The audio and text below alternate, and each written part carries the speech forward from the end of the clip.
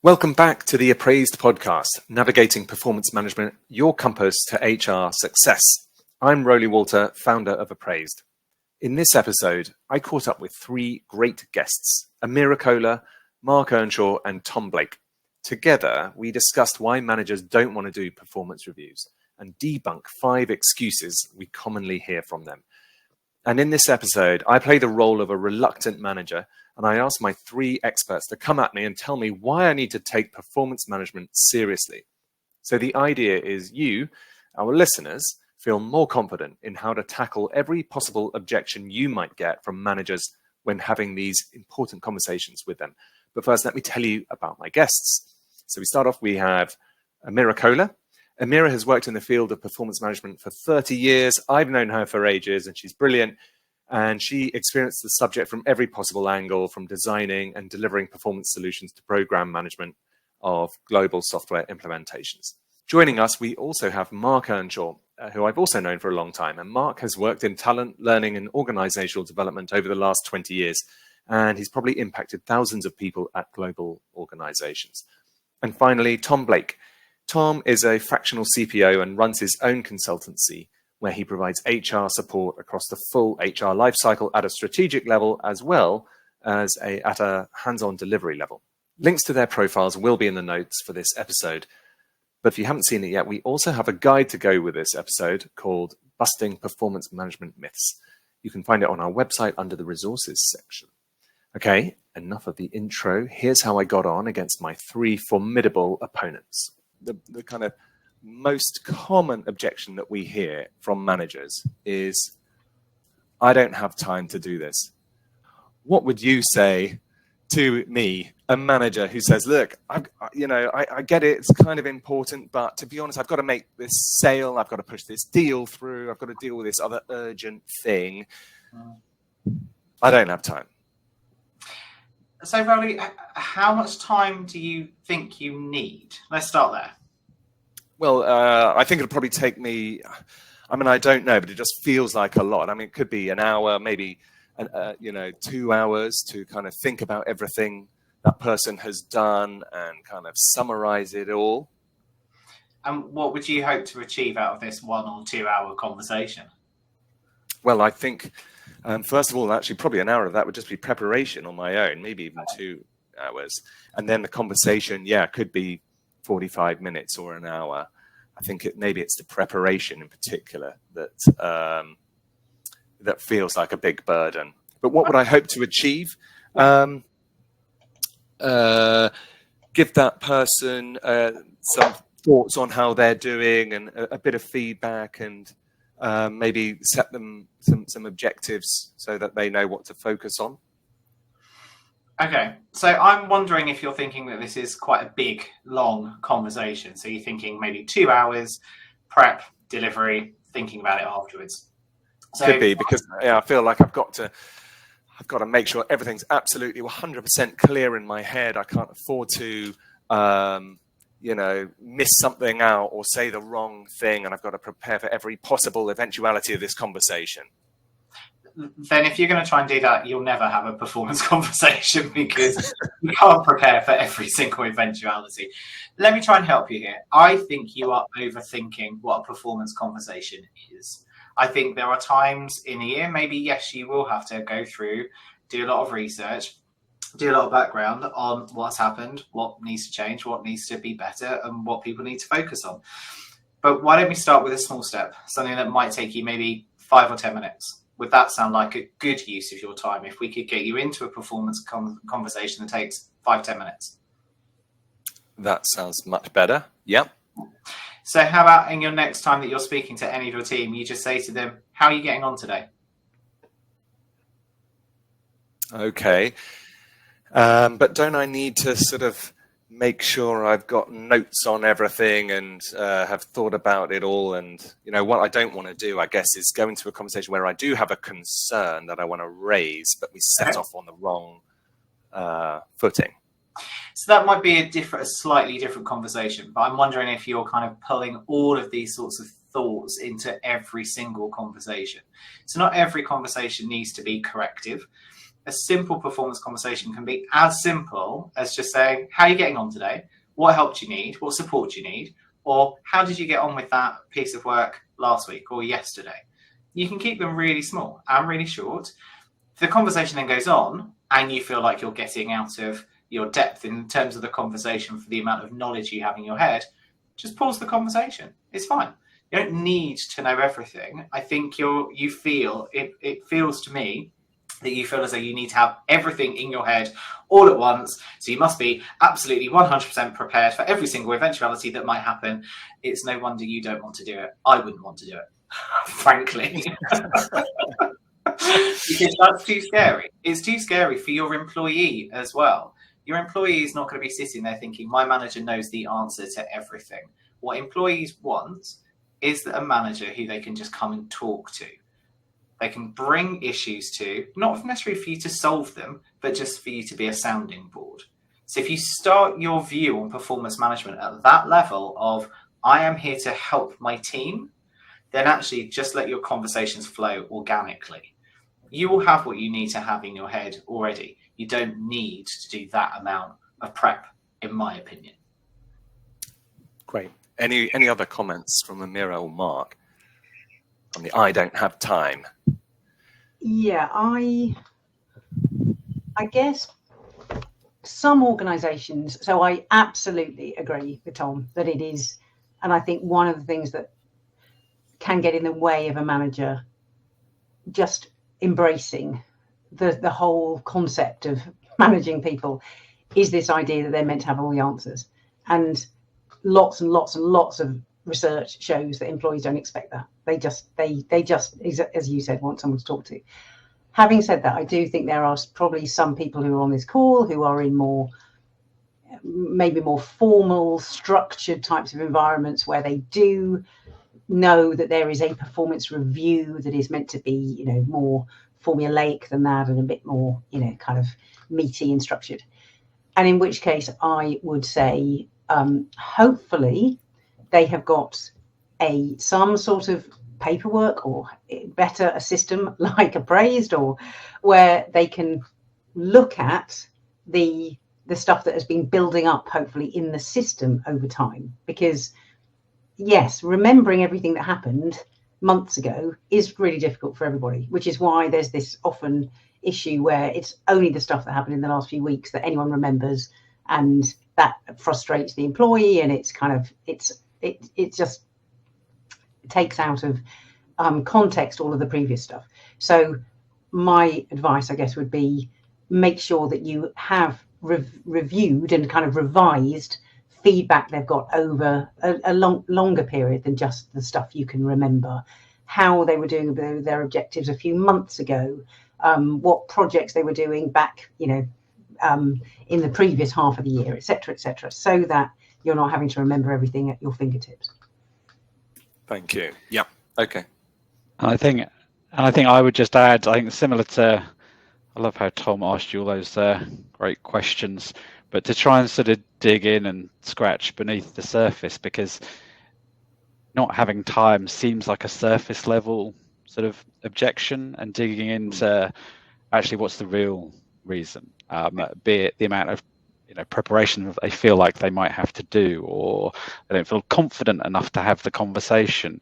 But I think a lot of these people, they obviously are very busy, and if when these accidental managers potentially doing this sort of stuff, feeling like it's on the side of their desk, but if they got an invite to something that they really wanted to go to, tomorrow afternoon or something, or an exciting event, they'd find the time probably to be able to do that. They'd rearrange things, but they probably wouldn't do that to have this big scary performance conversation. So digging into it a little bit and just understanding what's the real reason. The other thing that I would say is it's not all the line manager's responsibility. So employees can play their role in this, and what you want to create is an environment where employees feel empowered. They realise that the person who should care most about their own performance is themselves. Yes, of course, the line manager should care, but the employee should care even more.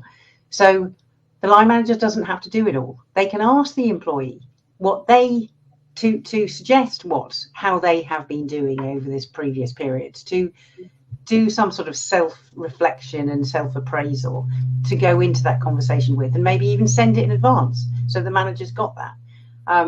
They can themselves, they should be empowered to go and request feedback from their colleagues, their peers, their people in other departments, etc., etc. So it's not all down to the manager, especially if they've got these big, a big team. No wonder they feel a bit, kind of overburdened. Share the load. Employees want to feel that this is their performance and they should hopefully feel responsible for it.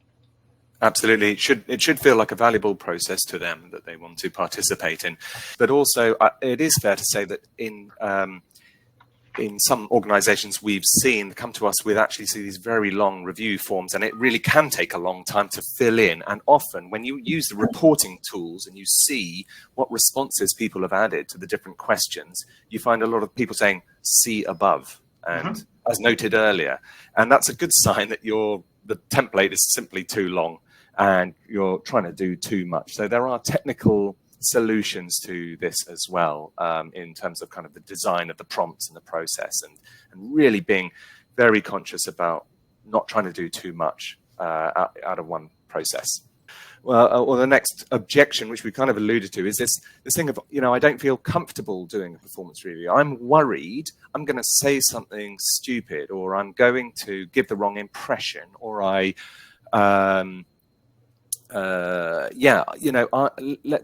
take the case where I've got a really good relationship, a working relationship with this individual, where it's all smiles and kind of happiness, and I care about them and I know about their personal life and all that kind of stuff. How do I change that into a conversation where I'm saying, maybe something that they, might be a bit awkward, we haven't really talked about before. How do you counter that, Amira? I mean, in my experience, I know Mark has mentioned accidental managers. I think the point is that there are a lot of managers who have kind of ended up with responsibility for people management, either because that's the only way you get on through the hierarchy of the organization, or because someone has to do it. And for a lot of people, it does genuinely feel uncomfortable. Let's be honest about it. It's a lot of people find it the most disconcerting, the most kind of discombobulating part of their role, and they'd rather just get on with the other stuff.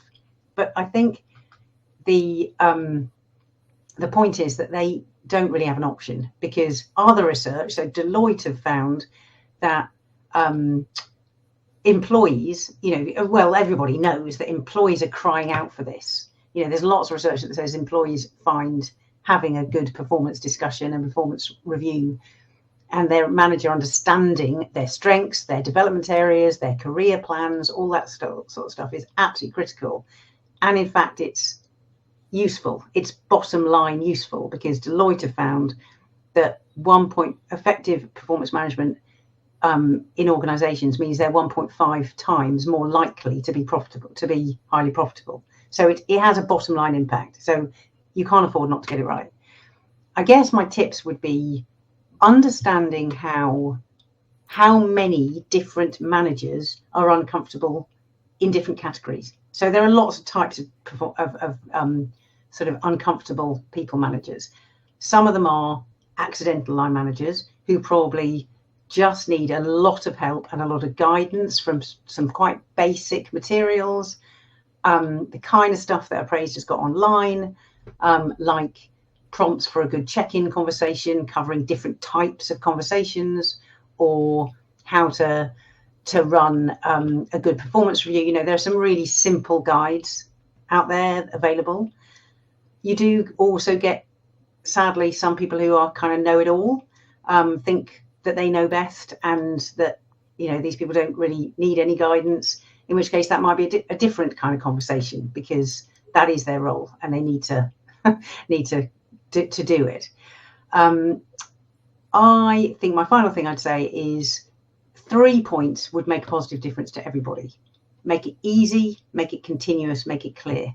So make it easy by giving them guidance, make it continuous such that performance management is little and often, like the kind of short focus conversations that Tom talked about, and make it clear whose responsibility this is, because it is the responsibility of the line manager, but they can share it a bit with the employee. So make it clear who needs to do what in this process.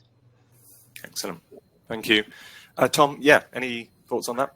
I think picking up on that, I think with some people, you need to delve into why they're not feeling comfortable. Is it because they're not trained? Is it because they've got to have a difficult conversation? So back to Amira's point about categorizing people, you might have a category of people who actually they need to have a difficult conversation because performance hasn't been what you want it to be. I think this is always the rub with performance management. People view it as a tool to kind of beat people over the head with, rather than a supportive mechanism to actually get performance to where we want it to be. And that's both on the manager and on the employee side. So, Roly, where you're saying, in your example, I know this person really well, I've got to have an awkward conversation. I think you need to acknowledge that with the individual to go, this might feel awkward because I've got some feedback for you that might be out of the norm of our usual conversation.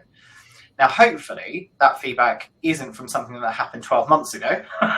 Because if it is, as the employee, I'd be really annoyed with you going, well, why didn't you tell me then? Ultimately, as individuals, we want to know. We want to know that we're doing the right thing, and we want to know that we're doing a good job for our organizations. So if we've done something, let's not worry about why we might have done something. If something's happened that isn't kind of in line with acceptable performance or the way that we want things to be done, most people would rather be told so they can correct that rather than just letting it fester. And it's the festering bit that then really tends to irritate people, because you'll end up having a conversation with your employee who goes, why didn't you tell me when this happened? I don't even remember the situation you're talking about.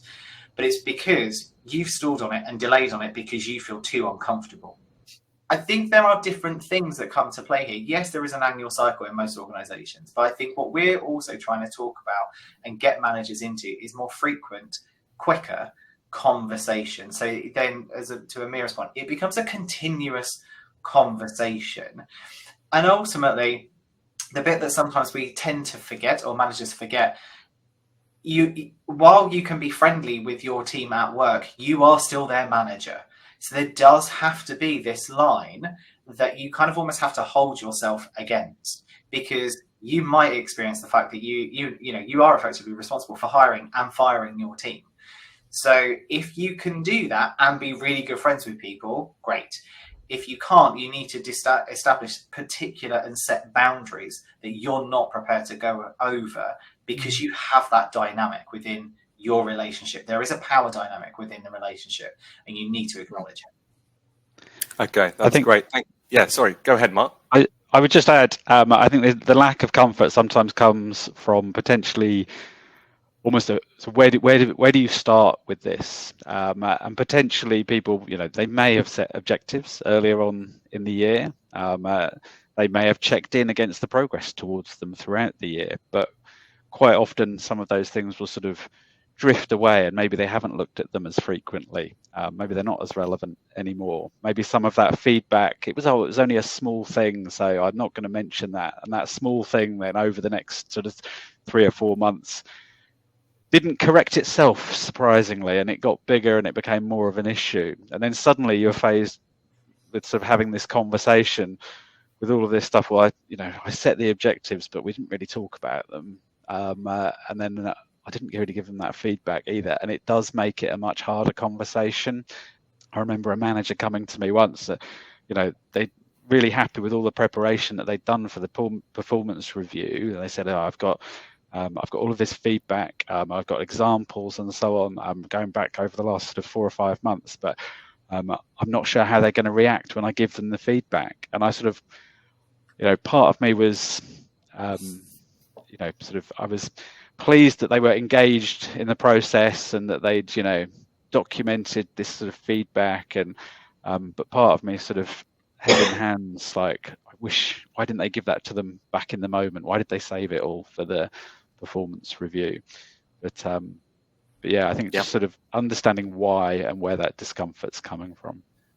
Yes, and to anyone listening who hasn't seen it already, we have I did a great podcast episode with Emma King from Costello Medical around feedback, and they talk in their organization about this sort of moral obligation to give people feedback quickly, because and if you've read the Radical Candor book, there's a great story there about how the risks of not, or the kind of the moral obligation of giving somebody some feedback that could help them improve, whereas otherwise they might find themselves out of a job in a year's time, and they say, well, why on earth didn't you tell me that you weren't happy with what I was doing?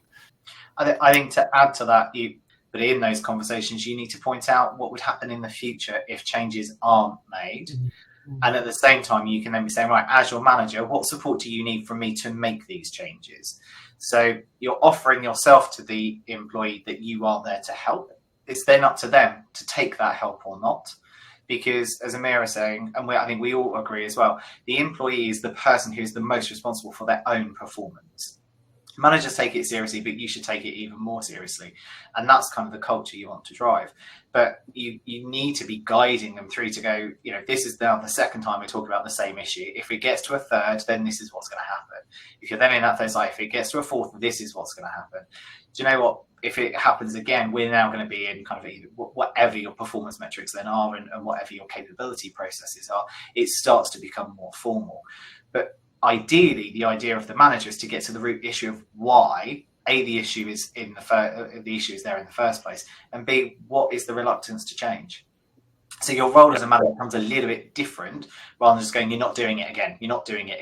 It's like, but why? What's going on here? Let's help figure out and actually how we can unblock and change things. Now I'm going to move us on to the last few points, okay? And I think a lot of them will be things that we've already discussed, actually. So I'm going to start with the next one, which is, look, I only really need to do a review when it's with a person, when it's salary review time. That's what it's all about, right, Tom? So I've picked up on this one because I've got an anecdote from my own career, and I won't talk about the organisation because otherwise people might figure it out. So I worked in an organisation where performance and reward were very strongly correlated, and the higher your performance, your reward went up kind of exponentially. So the stakes kind of get quite high. My performance review was one way. This organisation, performance review was one way. It almost felt like a re-interview for your job every year without your manager really particularly saying very much in the time. You then get your reward letter and you think you've done a fantastic job. You think you know where you are. I mean, you're in HR, so you can see all the data of everybody else anyway. You start comparing yourself to where you are and you don't come out where you expect to be. So just delivering it at the time of reward. I mean, reward is a different conversation in itself. It's a connection to, it is the outcome of your performance. And you might have somebody who reacted like I did. I stormed off. I walked out of the building for about half an hour, then came back and basically picked up my laptop and went home for the day. I was you said went home for good. Not for good, but it did start the process of me mentally and psychologically coming out of that organisation. And the reason for that is because my expectations had not been managed at all. Now, not particularly actually that individual's fault, because they were a newish manager into the team. So, we're actually very good friends now. But these are things that can happen. Performance and reward are two very different things. The whole point of the performance cycle and continuous conversations is to help your individuals know and understand where they are, not just to get to the end of the year and go, there's your bonus letter. Particularly, I mean, that's in an organisation where performance and reward are linked, completely linked. Some organisations, they're not. A bonus just might be about company targets, company profit. So that's no indication in any way, shape or form of how I've actually inputted into it. And also, that's one day. There are 364 other days of the year that I could be getting everything right or wrong without me knowing, if I'm not getting that guidance from my manager. So it's coupling too much together, and it's loading too much in one conversation that is generally a conversation where people just want to deliver a letter and off you go. Thanks, Tom. I'm going to move on to the next rebuttal, Mark, perhaps you could take this one. Okay, look, I've got my team are great. They're doing just fine. I've got a range of people. I've taken on a couple of new people recently in my team, and they just seem great. Why can't they just carry on? Why do I need to sort of talk to them, have these meetings the whole time? I just want them to get on with their work. I mean, I think I would say, how do you know if you're not talking to them? And it might not be a daily, weekly sort of conversation that you're having, and for some people it might be more frequent than others. Maybe those two new joiners you need to have slightly more regular conversations with to understand what their aspirations and motivations are, opportunity for you to set expectations, and then sort of check in and make sure that actually they have a really good onboarding experience into either the organization or your team. Whereas maybe you have got some more, long-serving, well-established members of the team that you know really well. You've already got like a strong sense of psychological safety set up with them, and they will escalate or flag things to you if and when they want to talk to them. So maybe you don't need to talk to them as frequently,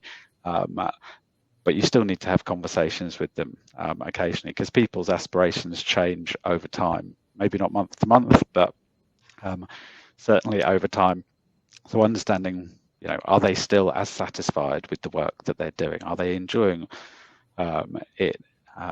Or are they actually starting to think maybe a new challenge, or maybe taking some of that knowledge that they built up on Project X and applying it to something a bit different?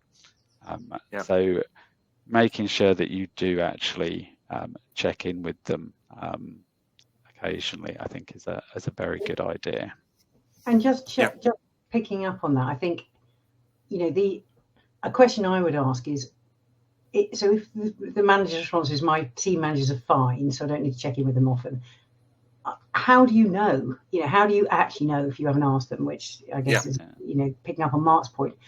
When did you last ask them, and how did you ask them? Did you ask them in a way that you would get an honest answer? And I remember the bad old days that maybe some people still use of the annual huge mammoth employee opinion survey, where that's the golden answer to whether people are satisfied or not. And it's like, this huge lengthy questionnaire that most people, generally it's people who are dead satisfied or dead unsatisfied who answer it, not necessarily the people in the middle. And it takes months, and you end up with results that are out of date, and everyone's exhausted, so they don't take action, and all the things that can go wrong. And I think it's interesting these days. So both LinkedIn and Amazon have a sort of, they have this setup where an employee, anyone in the organization, can only access their computer each day, every single day, if they answer one simple pulse question.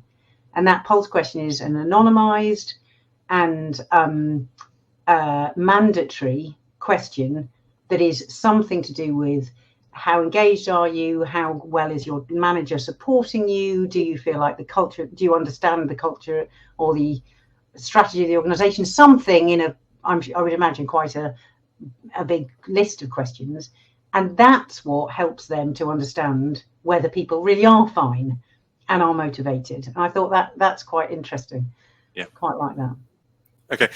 One other point I would add is, I think it's easy for managers to forget that more junior people, especially at the start of their career, they don't know what they're sort of entitled to do in terms of, requesting a check-in, for example. They don't, they wouldn't necessarily flag it to their manager that they want to talk. They might instead, think that they're sort of safer if they don't have any of those sort of conversations. They don't actually ask for them. But at the same time, they do need a lot of kind of reassurance and recognition. Everybody does. They want to know how they're doing, and that if they are doing fine, tell them. That's enormously reassuring, and someone could go off down a sort of an alley, in their own head, if you don't actually take the time. And it's one of those things where maybe to the manager, that conversation doesn't serve you any immediate value, but it's enormously value to your team member. Uh-huh. I'm going to ask now the final one, and it's I don't see the point of this. And I guess maybe this is a good one for you to sell the benefits of check-ins, discussions, performance conversations, giving recognition and feedback. If you had to sort of persuade a manager and sell it to them, what would you say? And Mark, can I start with you? Yeah, sure. I think I agree with your point, Roly, and this is not necessarily managers not seeing the point, but not seeing the value in it, and potentially sort of a summation of some of the things we've spoken about today, but finding the relevant sort of hook or hooks as to, well, why is it a good idea in their specific context. Understanding the general benefits of it, I think, is all well and good. But what does that mean for that sort of individual manager or group of managers? Are they trying to address a retention issue, and how can these conversations sort of serve to help them with that? Is there a motivation and engagement problem that they're looking to address? Is it a new team and looking to make sure that they set off in the right direction with a really clear set of objectives, and making sure that you're identifying any issues early and making those small course corrections along the way, rather than needing to make a big one further down the line.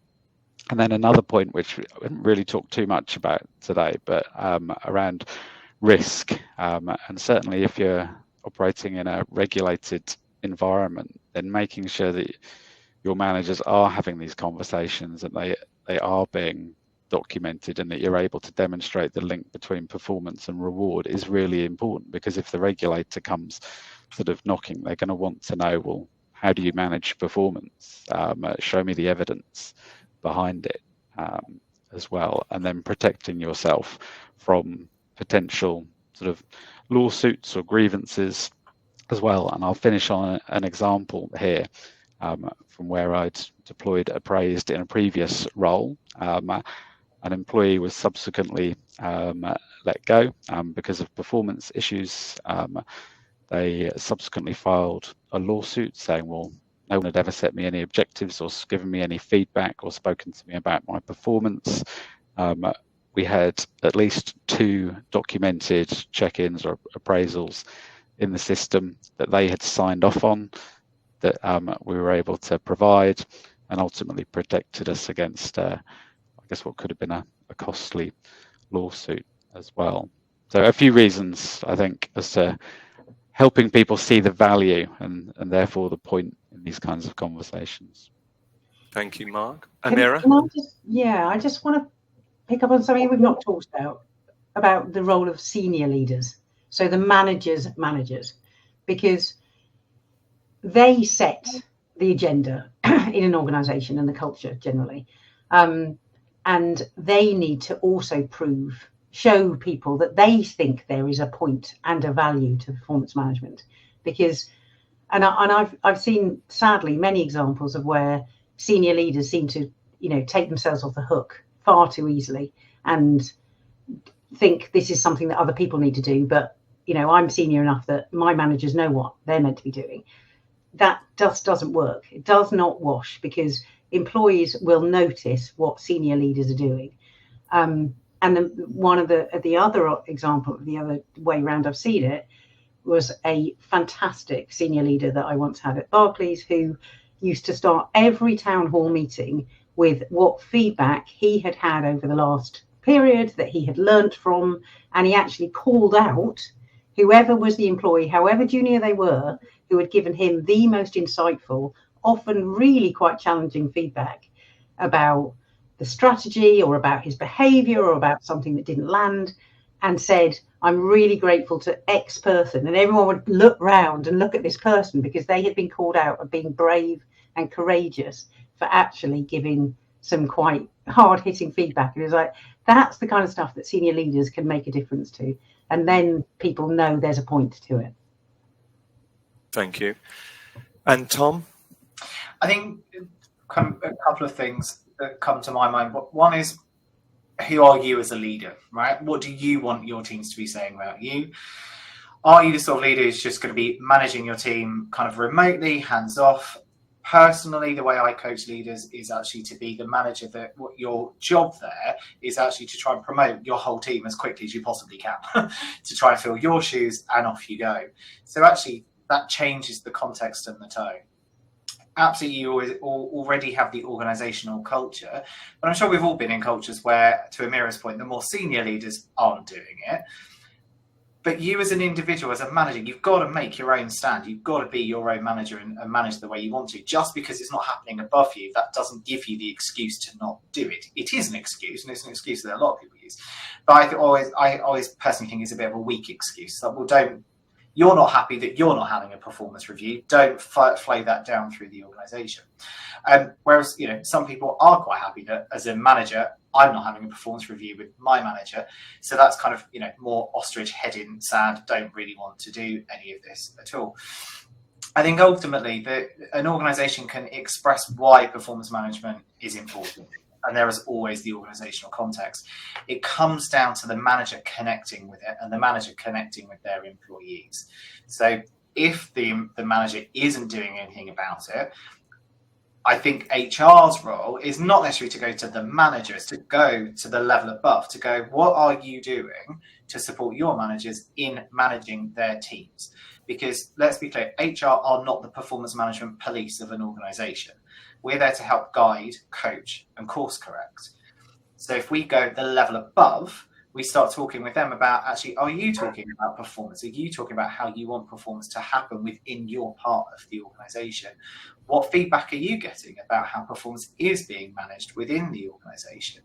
So HR's role really is to help shape, but not to kind of walk into a manager and go, why aren't you talking to Tom about his performance? It's to help kind of guide at a more senior level, because HR are not the managers. We're there to support the managers, and managers need to manage. Fantastic. Thank you so much. Okay, and that's the end of my grilling. I hope you enjoyed it as much as I did.